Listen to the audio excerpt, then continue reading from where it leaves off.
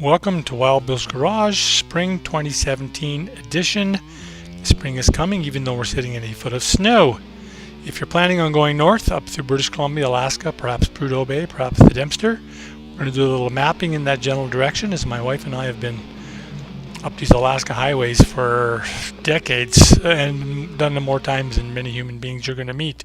So let's just get, oh, wait a sec. Yeah, that'll bust your fart sack. Them 1200s are heavy. Okay, saddle up. We're riding. So you're wanting to go into the north through British Columbia, through Wild Bill's Garage territory. You won't need a permit, by the way. Up to Whitehorse, Yukon, where of course you can make some decisions whether you're going Prudhoe Bay, through the Fairbanks there, or whether you're going to Inuvik through the Yukon. Well, and Wild Bill's Garage is situated in there. Yes. Now the Google says the two main routes, and this is easy if you're coming up the 5. If you're coming over from the eastern states, you can see there's some other ways to come up, and these are some really good routes. But you'll notice these two main, we don't have a whole lot of big highways in British Columbia, so they're going to try and wander you over to these two roads, especially this one, and take you up. But this is what the Google wants you to do, and what they recommend is I put in Vancouver, and you can come up a little bit of a shortcut through Abbotsford off the 5 right through here, and you're going to hit Hope, and you're going to get on what's called the number 1. We can give you a little bit of footage on the number 1. Great canyon ride. I mean, it's Fraser River. It's a good ride. Boston Bar, great little place to stop. All these Hell's Gate is there. Boy, it's a good ride. Think about looking at these maps. It makes you want to go again and again and again and again. And that will take you up to 97. 97 is further north, the Alaska Highway. Okay, called the 1 there, turns into the 97. And you'll notice the second highway they recommend is the 5. This is the big mountain pass, somewhat like Snoqualmie. And with that one, does it winds over a little bit. It goes through Merritt. But you have an option. I'll show you coming up through here is a snow shed. I'll give you a little bit of a clip of that. It's a big highway, but and you make great time on it. It's beautiful though. You're on top of the mountain, so you can't lose up here. This is nothing like New York. It's pretty empty in comparison. If you think about it, to give you an example, in the Yukon, let me get way up there. Getting dizzy yet? Let's cheat. The Yukon, size of California with a population of 37,000. California with a population of 39 million. Just to give you a little relevance of where you're going and why you want to go there. So they're saying go up through here. Now this is kind of cool because they're going to make you go up through Valemount, Tijon, Mount Robson, into the parks.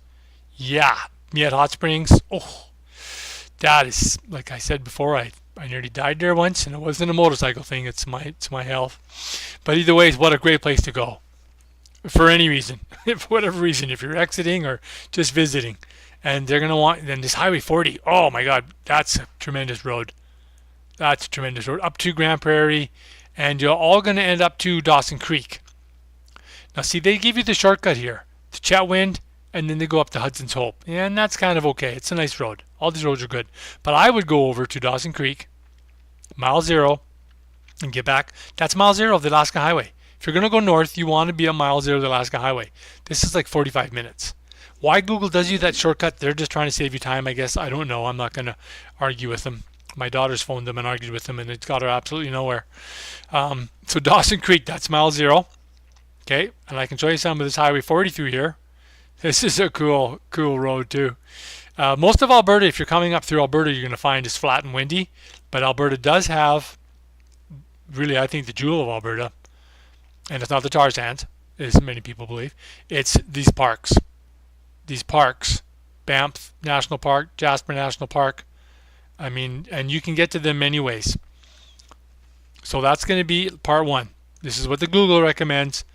Taking the 1 all the way up, taking the 5 all the way up. Okay, we'll give you a little bit of a taste of those in there. But I'm going to show you one more now before we vacate for part 2.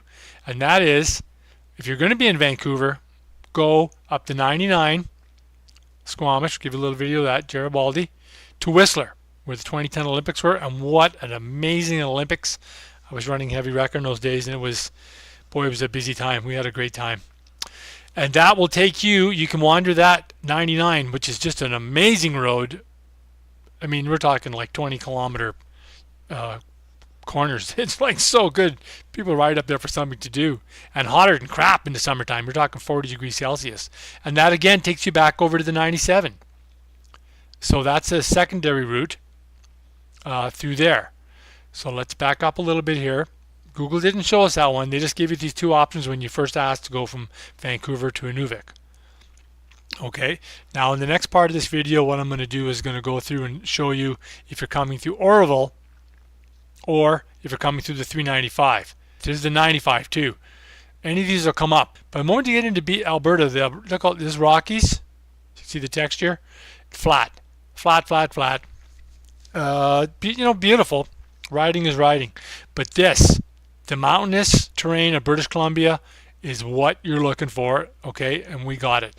And I'm just saying this because I've ridden on it, and I'm telling you, everybody I ride with does the same thing. So part 2 will be on this Highway 3 and how to get back over to 97 through some very scenic routes. Okay, we'll move on to that in part 2.